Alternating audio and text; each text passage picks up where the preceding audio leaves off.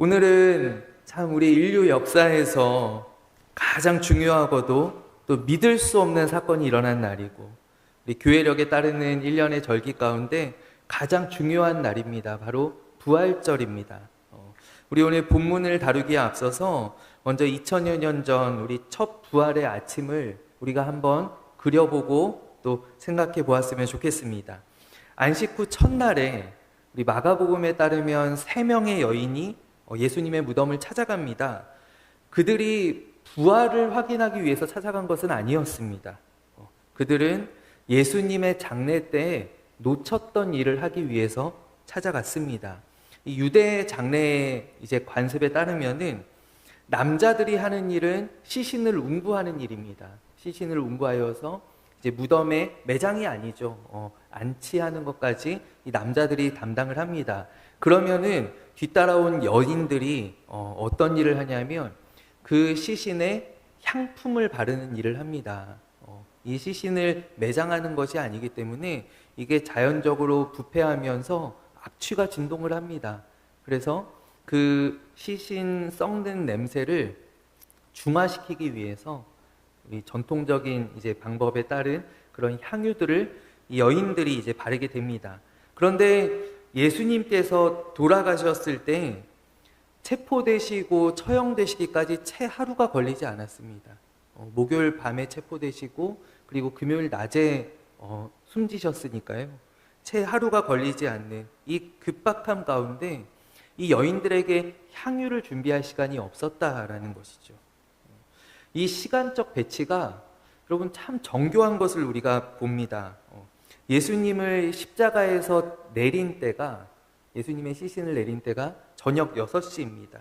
그리고 그때면은 이미 유월절이 시작한 시간입니다. 유대의 하루는 저녁이 시작이거든요. 그래서 이미 유월절이 시작이 되었어요. 그러니 어디 가서도 또 안식일이 겹쳐있기 때문에 어디 가서도 향품을 구입할 수가 없는 거예요. 향품을 구할 수가 없는 거예요. 그렇게 꼬박 하루가 지나갑니다. 그리고 유월절이 끝나자마자, 안식일이 끝나자마자 토요일 저녁이죠. 토요일 저녁에 아마 이 여인들이 급하게 나가서 향품을 준비했을 것입니다. 그리고 그 준비한 향품을 가지고 이미 어두워졌기 때문에 그날은 무덤에 찾아가지 못하고 그 토요일이 지나고 주일 아침이 밝자마자 서둘러서 무덤을 향해 가게 되었다라는 것이죠. 제자들이 덜 사랑해서 무덤에 안 갔던 것이 아니라 이 여인들에게는 여인들의 일이 있었다라는 거예요. 그래서 그들이 놓쳤던 일을 하기 위하여서 예수님의 무덤을 찾아갑니다. 만약에 다른 날 다른 요일에 예수님께서 돌아가셨다면, 그러면 저녁에 십자가에서 예수님을 내리고 그리고 아마 다음날 아침에 향유를 발라서 장례를 마쳤을 것입니다. 예수님께서 부활하신 날에는 아무도 그 무덤에 가보지 않았을 거라는 것이죠. 근데 예수님의 처형일이 이제 유월절과 겹쳤었기 때문에 하루가 꼬박 지나고, 그러니까 이 여인들의 입장에서는 이미 늦었습니다. 시신이 벌써 부패하기 시작해서 냄새가 날 터였습니다. 그리고 무덤을 막고 있는 돌을 옮기는 것도 참 큰 문제였습니다. 그래서 우리가 가서 누구에게 부탁을 하지? 어떻게 돌을 옮겨야 하지? 이런 걱정들을 하면서 그들이 무덤을 향하여서 갑니다. 그런데 막상 무덤에 도착해 보니 돌이 이미 옮겨져 있었고 그리고 무덤이 비어 있었다라는 것이죠. 이것이 바로 부활절 아침의 이야기입니다. 그렇게 해서 이 여인들이 부활의 첫 증인이 되었습니다. 사실 당시에 이 여인들의 어떤 사회적 지위라고 한다면 증인으로서의 효력을 가지지 못합니다. 그러니까 여인이 어디 가서 내가 봤어요 하는 것이 전혀 효력을 가지지 못한다라는 거예요. 가장 연약한 사람들이 바로 여인이었습니다. 그런데 그들이 이 부활의 영광스러운 첫 증인이 되었다라는 것이죠. 천사가 전해준 그가 살아나셨고 여기 계시지 아니하니라 라고 하는 이 말씀이, 이 빈 무덤의 이미지가 이 기독교 신앙에서 가장 강력하고 또 핵심적인 복음의 이야기다라는 거예요. 오늘 참으로 놀라운 날이고 우리 하나님께서 우리를 위하여서 정말 놀라운 구원을 이루신 바로 승리의 날인 줄로 믿습니다. 우리 목사는요, 저 같은 목사는요, 어떻게 보면 늘 죽음을 마주하는 직업입니다. 그러니까 강단에서 말씀을 전하고 또 이 목회를 하는 이면에 늘 수많은 죽음들을 보는 일들을 이 목사가 감당을 합니다. 저는 감사하게도 제가 대형 교회, 큰 교회에서 목회를 배울 수 있는 기회를 얻었어서 굉장히 많은 죽음을 제가 경험을 했었습니다. 저희 김사만 목사님께서 저희들한테 늘 하시던 말씀이 장례를 한 200번은 해야 비로소 목사가 된다라는 그런 말씀을 이렇게 몇 번 하셨었거든요. 근데 제가 그 횟수를 꼭 채우고 나왔습니다. 제가 200번 이상의 장례를 저도 집례하고 또 그 죽음들을 보았습니다. 제가 처음 장례를 집례할 때 생각을 해보면 너무나 떨리고 또 가서 사실 어떤 말을 해야 될지를 제가 모르겠는 거예요. 어떻게 위로를 하고 무슨 말을 해야 될지를 모르겠어서 제가 막 선배 목사님들을 찾아다니면서 가서 어떻게 해야 돼요? 무슨 말을 해야 돼요? 기도는 어떻게 해드려야 돼요? 이런 것들을 하나하나 꼬치꼬치 물었었던 그런 기억이 납니다. 그런데 정말로요, 수많은 그 죽음들을 마주하는 가운데 담대함을 얻게 되었다라는 거예요. 그것이 그냥 무덤덤해지는 그러한 것이 아니라 정말 그 어떠한 죽음 가운데에서도 담대하게 선포할 수 있는 믿음을 얻게 되었다라는 거예요. 그것은 성경을 통하여서 말씀을 통하여서 얻을 수 없는 것이고요. 경험되어지는 마주하게 되는 그 수많은 죽음들을 통하여서만 얻어질 수 있게 되는 것인데 그것이 바로 소망 가운데 없는 담대함이라는 것을 제가 알게 되었어요.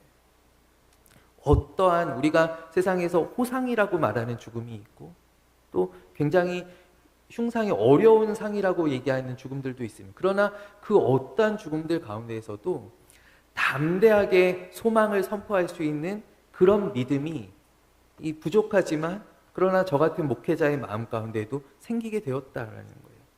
그것이 바로 오늘 예수님을 통하여서 우리에게 주어진 부활의 소망 때문이다라는 것이죠. 분명히 죽음은 존재의 소멸입니다. 우리의 존재가 없어지는 것입니다. 그러나 성도들에게 죽음은 새로운 존재로서의 시작입니다. 분명히 죽음은요, 사랑하는 사람들과의 이별입니다. 그러나 성도들에게 죽음은요, 사랑하는 주님과의 만남입니다. 분명히 죽음은 생명의 끝입니다. 그러나 성도에게 죽음은 영원한 생명의 시작입니다. 이토록 놀라운 그러나의 반전이 어디로부터 또 어떻게 가능하게 될까? 그것은 바로 예수 그리스도의 부활이 있기 때문인 줄로 믿습니다. 성도에게 그리스도의 부활이라고 하는 것은 그렇기 때문에 이 모든 것을 뒤집는 그러나의 놀라운 은혜다라는 것이죠. 오늘 본문에서 사도 바울은 힘차게 그러나를 외칩니다.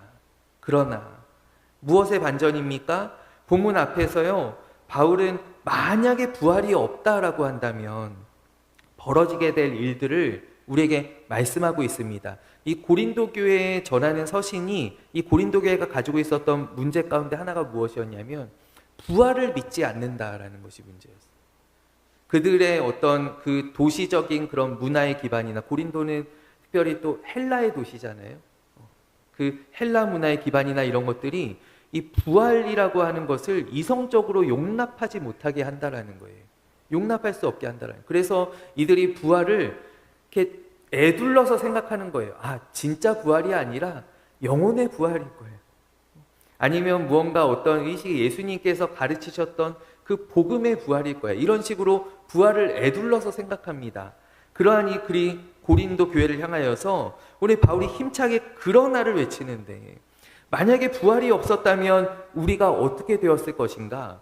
앞절에 보면은요, 우리 오늘 15장 앞부분 말씀에 보면 바울이 전했던 내가 전하였던 복음이 전부 다 헛것이 되었을 것이다 라는 거예요. 또 우리들 성도들의 믿음도 헛것이었을 것이다 라는 것이죠. 그리고 신앙을 지키다가 지금 잠들어 있는 성도들은 어떤 사람들이냐? 다 망한 인생이라는 것이죠. 다 망한 인생들이다. 그리고 마지막으로 바울은 그리스도의 부활이 없었다면 이 세상을 살아가고 있는 성도들이, 바로 우리들이죠. 우리들이 이 땅에서 가장 불쌍한 존재들일 것이다 라고 이야기합니다. 당장 우리도 지난 사순절을 지나면서 우리 기도하셨듯이 이 마가복음을 쓰고, 또 어떤 분들은 금식도 하시고, 저는 다쳐가지고 면도도 못하고, 이 우리가 지나왔던 이 사순절 기간들이 그리스도의 부활, 바로 오늘이 없다면 세상 제일 쓸데없는 일이라는 거예요. 뭐 하려고 금식을 하고, 뭐 하려고 경건한 생활을 하며 하나님의 말씀을 쓰고, 이러한 모든 것들이 오늘이 없다라고 한다면 가장 쓸모없는, 세상 가장 바보 같은 일들을 우리가 40일 동안 해왔다라는 거예요. 그런데 이 모든 상황들을 뒤집는 확실하고 놀라우신 그 하나님의 은혜를 오늘 바울이 그러나라는 단어로 선포하고 있다라는 거예요. 몇 주 전 우리 주일 찬양 예배 때 에베소서 강해를 기억하시는 분들은 죽었었던 우리를 그러나 하나님이라는 에베소서 2장 4절의 말씀 아마 기억을 하실 것입니다. 그러나 하나님이 그리스도와 함께 우리를 살리셨고 우리를 하나님 우편 권능의 자리에 앉히셨다고 하는 그 강력한 그러나가 떠오르실 수 있으실 거예요. 오늘 성경의 말씀도 그러나 이제 그리스도께서 죽은 자 가운데서 다시 살아나사 잠자는 자들의 첫 열매가 되셨도다라고 말씀하고 있어요. 첫 열매라고 번역된 우리 헬라어 단어 아르케페라고 하는 단어는요, 첫 소산물을 뜻합니다. 처음 추수한 것입니다. 이스라엘 백성들은 추수 때 가장 먼저 거둔 곡식단을 하나님께 바쳤습니다. 그것이 바로 구약에 나오는 레위기에 언급되어 있는 초실절입니다. 초실절에 우리가 첫 수확물을 하나님께 드림으로써 무엇을 우리가 기대하는 것인가요? 그것이 끝이라면 사실 이거를 드릴 수가 없지요.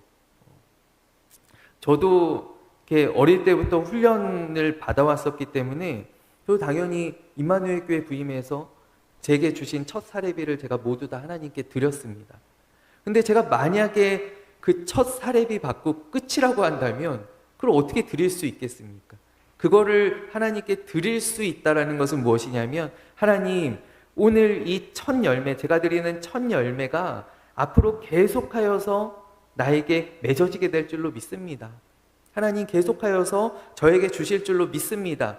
그 믿음이 있기 때문에 제가 하나님께 드릴 수 있는 것 아니겠어요? 이스라엘이 초실절에 하나님께 드릴 수 있는 것도 바로 그러한 믿음을 기반으로 합니다. 첫 열매가 맺혔다라는 것은 이제 이어지는 계속되는 수확 기간 가운데 하나님께서 계속하여서 나를 축복해 주실 줄로 믿습니다. 계속하여서 거두게 하실 줄로 믿습니다라고 그것을 바라며 고백하는 것이 바로 이 초실절에 드리는 첫 열매다라는 것이죠. 첫 열매가 맺혔다라는 것은 앞으로도 똑같은 열매들이 계속해서 또 풍성하게 맺힐 것이라는 바로 보증이 이 첫 열매다라는 거예요. 저는 식물을 키우는 것은 제가 익숙하지 않지만은, 그러나 여러분들 이렇게 농사를 지으시는 분들이 우리 교회는 참 그래도 좀 계셔요. 농사를 지으실 때 그러니까 열심히 가꾼 사과나무가 첫 열매를 맺었습니다. 그렇다라는 것은 무엇인가요? 이제 앞으로 이 사과나무에서 계속 사과가 열리겠구나라는 것의 보증이지 않겠어요? 우리가 그것을 보면서 야, 올해 정말 사과가 기가 막히게 열렸으니 내년에는 이제 여기서 감이 열리겠지, 이렇게 생각하는 사람들은 없을 거예요. 사과가 열렸던 나무에서는 계속해서 사과가 열리게 되는 것이죠. 같은 열매를, 똑같은 열매들을 계속해서 우리에게 주신다는 그 지속성이 이 첫 열매 가운데 나타나 있다라는 거예요. 여러분, 오늘 예수님께서 부활의 첫 열매가 되셨다라는 것은 그리스도 안에서 우리 모든 성도들이 부활하게 될 것이다 라고 하는 하나님의 확실한 약속이다라는 것이죠. 이것이 첫 열매라고 성경이 말씀하는 바는 이와 같이 계속하여서 그 다음 열매가, 그 다다음 열매가 우리들을 통하여서 맺혀지게 될 거예요. 우리들이 그 다음 부활의 열매가 될 것이다 라고 하는 하나님의 확실한 보증이다라는 거예요. 사랑하는 여러분, 우리 주님의 무덤이 비어 있었듯이 우리의 무덤도 빈 곳이 될 것입니다. 인생의 끝이, 우리의 삶의 끝이 죽음이 아니라 부활이라는 것이 얼마나 우리에게 기쁜 일입니까? 이 소망이 있기 때문에 우리 성도들은 죽음 앞에서도 절망하지 않는 줄로 믿습니다. 이 부활의 믿음이 우리 안에 있을 때 이 땅 가운데에서 우리에게 찾아오는 어떠한 고난과 어려움들, 또 슬픔과 아픔들이 우리에게 더 이상 믿음의 장애물이 되지 않는다라고 하는 사실이에요. 오늘 우리가 원죄라고 생각할 때 원죄가 무엇입니까? 바로 아담으로부터 이어져 내려오는 우리 본성 가운데 새겨져 있는 죄이지요. 우리는 종종 그런 생각들을 하는 것 같아요. 그때 아담만 잘했더라면 나도 괜찮았을 텐데, 아담이 그때 그렇게 저지르는 바람에 지금 내가 이게 무슨 고생인가, 이런 생각들을, 아담에게 책임을 떠넘기는 그런 생각들을 사실 하지 않느냐라는 거예요. 내가 그때 아담이었으면 나는 안 그럴 수 있었는데, 이런 생각들을 한다라는 것이죠. 근데 로마서 5장 12절 말씀에 보면, 그러므로 한 사람으로 말미암아 죄가 세상에 들어오고 죄로 말미암아 사망이 들어왔는데 이와 같이 모든 사람이 죄를 지었으므로 사망이 모든 사람에게 이르렀느니라 라고 분명하게 말씀하고 있습니다. 아담 한 사람이 지은 죄 때문에 우리가 이렇게 고생하는 것이 아니라 아담이 죄를 지을 때 우리 모두가 그 죄에 동참했었다라고 하는 준엄한 말씀입니다. 성경은 단순히 우리가 아담으로부터 죄의 본성을 물려받았다라고 이야기하지 않습니다. 우리가 아담 안에서 아담과 함께 죄를 지었다라고 말씀합니다.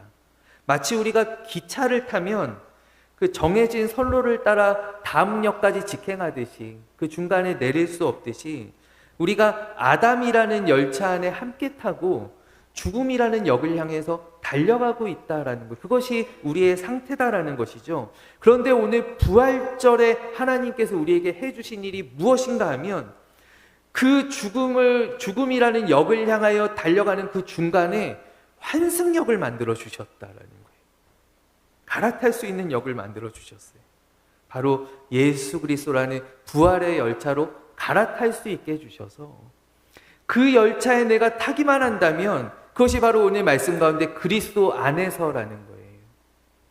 우리가 그 열차에 타기만 한다면 우리는 저 생명을 향하여서 달려갈 수 있게 되었다라는 것이죠. 오늘 이곳에 앉아 계신 여러분, 우리는 예수 그리스도의 구원 열차에 올라타서 영원한 생명을 향하여 지금 달려가고 계시는 줄로 믿습니다. 오늘 이곳에 계신 분들은 모두 다 그 열차에 탑승하신 분들입니다. 예수 믿으세요. 예수 믿으세요. 예수 믿으세요. 예수 믿으세요. 그를 믿는 자 그는 행복해요. 영원한 생명 얻으리. 하나님 나라 그의 것이라. 어서 예수 믿으세요. 우리가 예수님을 믿을 때 하나님의 영원한 생명이 우리의 것이 된다라는 것이죠. 우리가 바로 그 은혜를 누린 줄로 믿습니다. 그렇기 때문에 에베소서 2장 말씀에 보면 하나님께서 우리를 그리스도와 함께 살리셨고, 예수님에 대한 말씀이 아니다라는 거예요. 우리를 함께 일으키셨고 우리를 함께 하늘에 앉히셨다라고 말씀하고 있어요. 하나님께서 예수님을 살리셨고 예수님을 일으키셨고 예수님을 보좌 우편에 앉히신 것을 넘어서 우리를 함께 살리셨고 함께 일으키셨고 함께 하늘의 보좌에 앉히셨다라는 것이죠.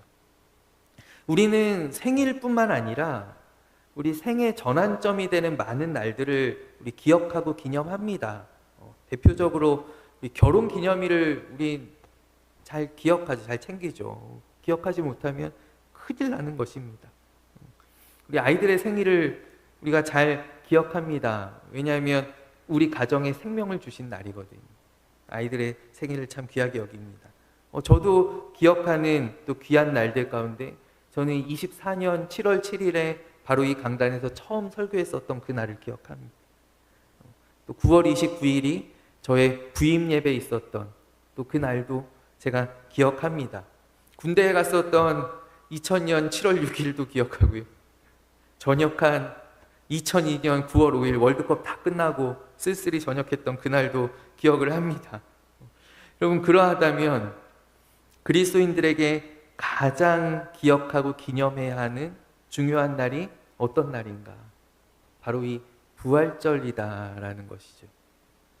우리가 해마다 우리의 생일을 기억하고 기념하는 것처럼 우리가 이 날을 귀하게 여기고 이 날을 늘 기억하고 기념해야 한다라는 것이에요. 저는 이번 주에 놀라운 은혜를 경험했는데 바로 제 앞니가 부활했습니다. 얼마나 감쪽 같은지.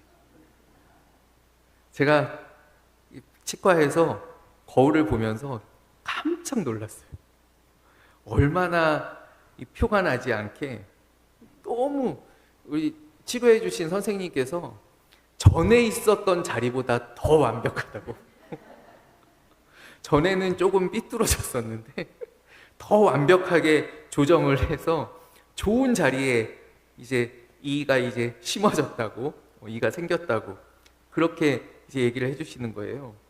그런데 중요한 게 무엇이냐면 쓰면 안 된다라는 거예요. 쓰면 안 돼.